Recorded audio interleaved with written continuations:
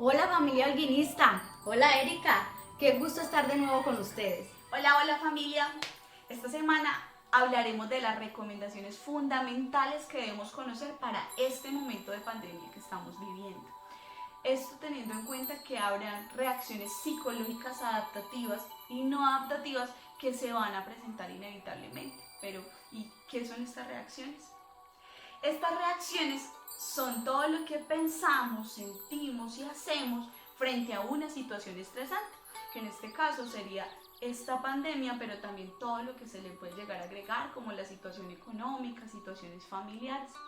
Y es o no adaptativo en la medida del deterioro que me genera en mis áreas laboral, familiar, social, académica. Por eso presentaremos, basados en la Carta de la Salud Mental en tiempos de pandemia de la Fundación Valle del Lili, algunas recomendaciones. Bueno, y después de lo que nos ha dicho Erika, vamos a hacer una breve explicación sobre el tema. Los seres humanos cuentan con recursos personales para protegerse de las adversidades y como estrategia de adaptación involucran pensamientos, emociones y acciones para acomodarse a situaciones nuevas, agradables, amenazantes, imprevistas, entre otras.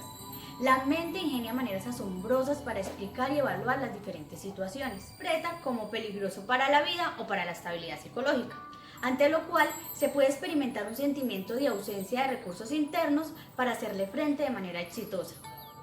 Una noticia tiene relevancia cuando empieza a sonar, cuando se comenta, cuando cada vez más se amplía, pero si esto no repercute en la integridad de nosotros como seres humanos, baja su relevancia.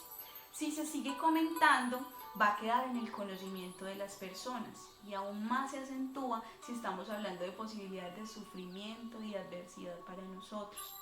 Eso es lo que hemos estado viviendo.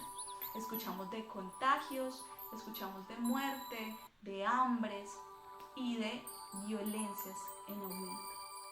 Esta situación de pandemia genera temores que conllevan a desarrollar comportamientos de control, protección o evasión, teniendo en cuenta la afectación que podría llegar a generar en mi vida o en la de los míos.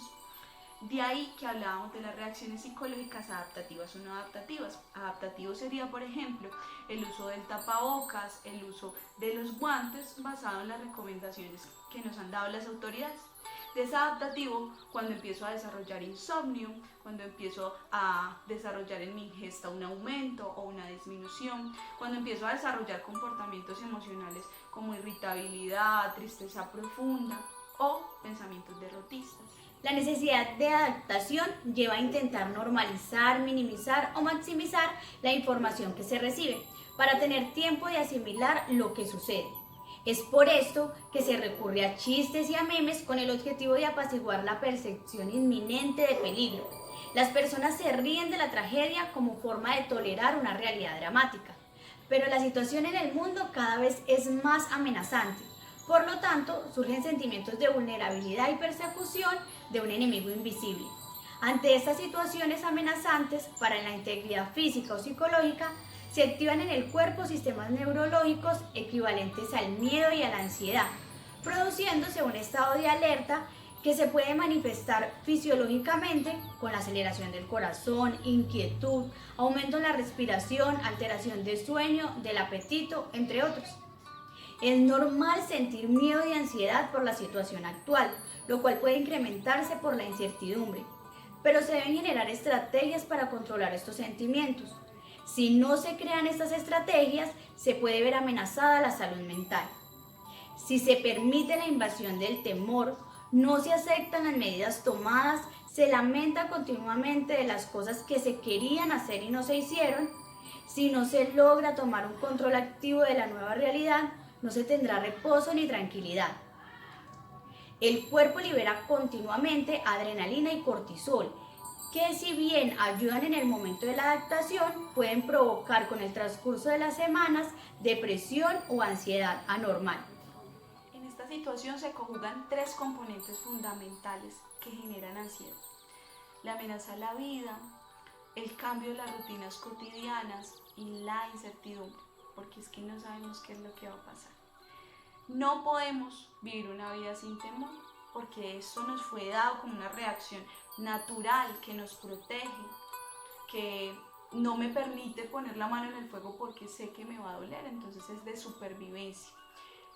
Todos estos días y en algún momento cada uno de nosotros ha experimentado algún sentimiento de miedo, de intranquilidad, de incertidumbre, de frustración o de desesperanza. Pero también en otros momentos hemos hablado con esperanza, con aceptación, con compensación frente a la situación que estamos viviendo. Me vas a decir que en algún momento no has hablado, pensado que esta situación es una lección de vida, que aprenderemos de esto de manera individual y también a nivel familiar, social. En algún momento hemos mirado esta situación con una actitud de optimismo frente a este cambio que estamos viviendo, pese a todo lo que está pasando alrededor de nosotros. Vane, entonces, ¿qué estrategias se pueden poner en práctica para sobrellevar estos tiempos? Eri, lo primero es hablar del tema. Es común sentir la necesidad de comentar lo que se piensa o lo que se siente a raíz de la pandemia, la crisis económica y las repercusiones sociales. Se exponen las preocupaciones, se habla de cosas positivas y negativas.